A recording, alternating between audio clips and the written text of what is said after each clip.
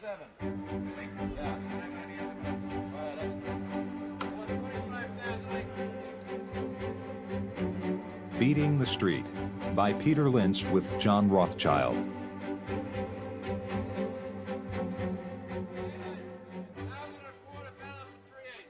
50,000 Moldler, 44.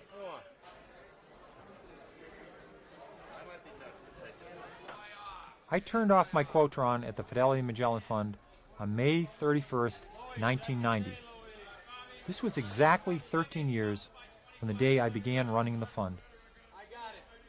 I figured I had purchased more than 15,000 stocks for investors in Magellan, and many of them more than once. No wonder I had gotten a reputation for never having met a share I didn't like.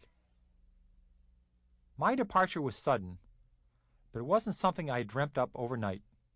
The task of keeping track of so many companies had begun to take its toll. As much as I enjoyed managing a portfolio the size of the GNP of Ecuador, I missed not being home to watch the children grow up.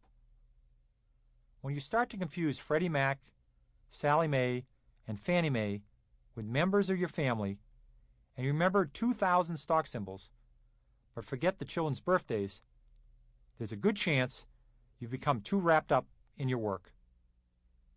By mid-1990, it finally dawned on me that the job had to go. I remembered that my fund's namesake, Ferdinand Magellan, also retired early to a remote island in the Pacific. Although what happened to him afterwards, he was torn to shreds by angry natives, was enough to give me pause. Hoping to avoid a similar fate at the hands of angry shareholders, I met with Ned Johnson, my boss at Fidelity, along with Gary Burkhead, the Director of Operations, to discuss a smooth exit. Our powwow was straightforward and amicable. Ned Johnson suggested that I stay on as group leader for all the Fidelity equity funds. He offered to give me a smaller fund to operate, one, say, with $100 million in assets, as opposed to the $12 billion with which I had to cope. But even with a couple of the digits knocked off, it seemed to me the new fund would require the same amount of work as the old one, and I'd be back spending Saturdays at the office.